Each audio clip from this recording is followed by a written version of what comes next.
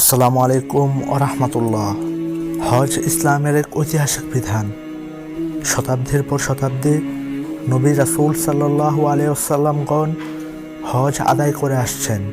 হজের সূচনাটাও হয়েছিল এক ঐতিহাসিক নির্দেশের মাঝ দিয়ে, যে ইতিহাসের জনক হযরত ইব্রাহিম আলাইহিসসালাম ও বিবি হাজেরা রাদিয়াল্লাহু আনহা। তবে আদি মানব ও মানবী হযরত আদম আলাইহিসসালাম ও হাওয়া আলাইহিসসালাম ও হজ পালন করে এসেছেন। হজের কিছু কাজ তাদের অনুকরণে আজও মুসলিম জাতি পালন করে আসছে। হজের অধিকাংশ নির্দেশনাবলী হযরত আদম আলাইহিসসালাম ও বিবি হাওয়া আলাইহিসসালামের সঙ্গে জড়িত। তবে নবী ইব্রাহিম আলাইহিসসালাম ও স্ত্রী হাজেরা রাদিয়াল্লাহু আনহা এর কয়েকটি নির্দেশনাবলী ইতিহাসে উজ্জ্বল হয়ে থাকবে। হজের বড় নির্দেশনের মাঝে রয়েছে কাবা ঘর। কাবা ঘর প্রথম নির্মাণ করেছিলেন কে? ফেরেশতাগণ না আদম আলাইহিসসালাম? এ নিয়ে মতানৈক্য রয়েছে। এরশাদ হচ্ছে, নিশ্চয়ই মানব জাতির জন্য সর্বপ্রথম যে গৃহ প্রতিষ্ঠিত হয়েছিল তা তো মক্কায়, তা বরকতময় ও বিশ্বজগতের দিশারি। হযরত আদম আলাইহিসসালাম কাবা ঘর আল্লাহর আদেশে পূর্ণ নির্মাণ করেন। এরপর বহুদিন অতিক্রম হলো, শত শত বছর অতিবাহিত হলো। আল্লাহর বান্দারা কাবা ঘর জিয়ারত করত, আল্লাহর কাছে হাজিরা দিত। এ কাবা ঘরে সমবেত হয়ে কাবা ঘরে এসে মহান আল্লাহর পবিত্রতা ও অংশীদারহীনতা ঘোষণা দিত। লাব্বাইক আল্লাহুম্মা লাব্বাইক ইন্নাল হামদা ওয়ান নিয়ামাতা লাকা ওয়াল মুলক লা শারিকা লাকা লাব্বাইক। এভাবে চলতে চলতে দিন গত হতে থাকলো। এরপর হযরত শীস আলাইহিসসালাম কাবা ঘর পূর্ণ নির্মাণ করলেন। দিন দিন একত্ববাদীর সংখ্যা বাড়তে থাকলো। এরপর কাবা শরীফ নির্মাণ বা পূর্ণ নির্মাণ করেন হযরত ইব্রাহিম আলাইহিসসালাম। হযরত ইব্রাহিম আলাইহিসসালাম হযরত ইসমাইল আলাইহিসসালামকে সাথে নিয়ে কাবা ঘর নির্মাণ বা পূর্ণ নির্মাণ করেন। হযরত ইব্রাহিম আলাইহিসসালাম কাবা ঘর সংস্কার করে আল্লাহর দরবারে দোয়া করলেন, হে আমার প্রতিপালক, আমাদের উভয়কে আজ্ঞাবহ করো, আমাদের বংশ থেকে একটি অনুগত দিন সৃষ্টি করো। নিশ্চয় তুমি দয়ালু। হে আমার প্রতিপালক, তাদের মধ্য থেকেই তাদের কাছে একজন পয়গম্বর প্রেরণ করুন, যিনি তাদের কাছে তোমার আয়াত তেলাওয়াত করবেন, তাদেরকে কিতাব ও হিকমত শিক্ষা দিবেন এবং পবিত্র করবেন। নিশ্চয় তুমি মহাপরাক্রমশালী। আল্লাহ রাব্বুল ইজ্জত হযরত ইব্রাহিম আলাইহিসসালাম ও হযরত ইসমাইল আলাইহিসসালামের বংশ হতে হযরত মুহাম্মদ মুস্তাফা সাল্লাল্লাহু আলাইহি ওয়াসাল্লামকে শেষ নবী ও রাসূল হিসাবে আল্লাহ পৃথিবীতে প্রেরণ করেন। শতাব্দীর পর শতাব্দী অতিবাহিত হলো। মহানবী হযরত মুহাম্মদ সাল্লাল্লাহু আলাইহি ওয়াসাল্লামের নবুয়তের প্রাপ্তির 5 বছর আগে কাবা ঘর সংস্কার করে মক্কার বিখ্যাত কুরাইশ বংশ। এ কুরাইশ বংশেই মহানবী হযরত মুহাম্মদ সাল্লাল্লাহু আলাইহি ওয়াসাল্লাম 570 খ্রিস্টাব্দে জন্মগ্রহণ করেন। কুরাইশরা কাবা শরীফ সংস্কারের পর হাজরে আসওয়াদ স্থাপন নিয়ে মতভেদ দেখা দেয়। সকলের সম্মতিক্রমে আল্লাহ রাসূল কাবা গৃহে হাজরে আসওয়াদ স্থাপন করেন।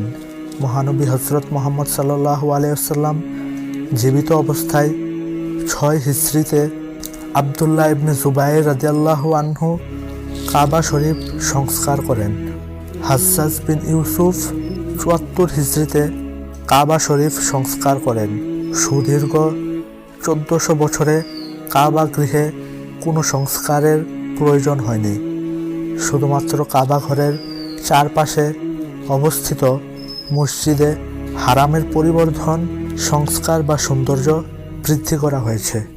অনেক মুসাফিরগণ মনে করেন বসবাস ও ইবাদত উভয় দিক দিয়ে কাবা ছিল মানব সভ্যতার প্রথম ঘর। ভিন্ন মতে এটি ছিল ইবাদতের নির্মিত প্রথম ঘর। আদম ও হাওয়া আলাইহিসসালাম দুনিয়ায় অবতরণের পর পৃথিবীতে বিভিন্ন দিগন্তে যাত্রা করেন। অবশেষে মক্কায় তাদের মাঝে মিলন ঘটে।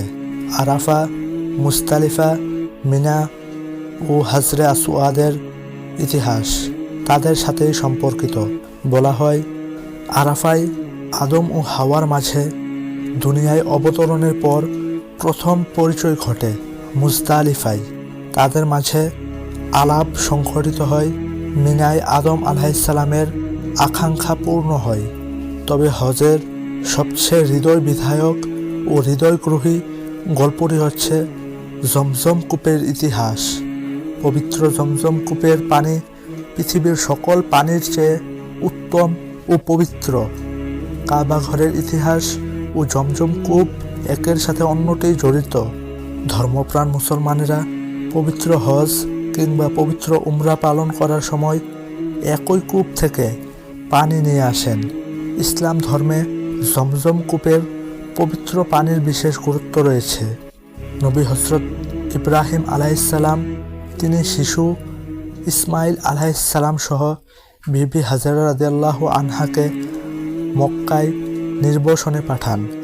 তখন থেকেই জমজম কূপের আবির্ভাব হয়।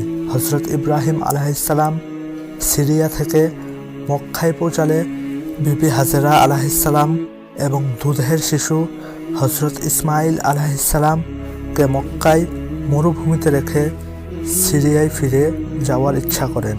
তখন এক মশক পানি এবং একটি থলের মধ্যে কিছু খেজুর তাদের কাছে রেখে যান।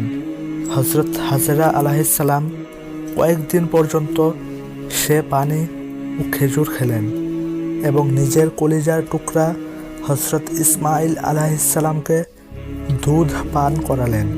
কিন্তু এক সময় মশকের পানি ও খেজুর ফুরিয়ে এলো। তিনি তখন এক চরম অসহায়তার মধ্যে নিপতিত হলেন। তার শিশু সন্তানটিও ক্ষুধার তাড়নায় ছটফট করতে থাকে। বিবি হাজেরা আলাইহিসসালাম সন্তানের দুর্দশায় তার আদরের দুলালকে দুধ পানে সমর্থ হলেন না। এমতাবস্থায় তৃষ্ণাকাতর মা পানির খুঁজে সাফা ও মারওয়া পাহাড়ে দ্রুত বেগে দৌড়াতে থাকেন। পরপর 7 বার দৌড়ানোর পর কোনো পানি না পেয়ে মহান আল্লাহর কাছে সাহায্য চান। আল্লাহ রাব্বুল আলামিন মা হাজেরার দোয়া কবুল করেন। তখন পুত্রের কাছে গিয়ে দেখলেন আল্লাহর কুদরতে তার 2 পায়ের নিচে একটি পানির ফোয়ারা জেগে উঠেছে এবং তা ক্রমশ উতলে উঠছে ও প্রবাহিত হতে যাচ্ছে। হযরত বিবি হাজেরা তখন অত্যন্ত আনন্দিত হলেন এবং চারদিক পার ভেদে পানি থামানোর চেষ্টা করলেন। তিনি পানিকে থামার নির্দেশ দিয়ে উচ্চস্বরে বলেছিলেন, জমজম, অর্থাৎ থেমে যাও। হযরত হাজেরার উচ্চারিত সেই শব্দেই পৃথিবীর সবচাইতে পবিত্র এক কূপের নাম হয়ে যায় জমজম কূপ। ঐতিহাসিকরা মন্তব্য করেন, হযরত ইব্রাহিম আলাইহিসসালামের পর বিভিন্ন গোত্র ও সম্প্রদায় মক্কা নগরীতে মানব বসতির সূচনা করে। তারা জমজম কূপ নিয়ন্ত্রণ করত।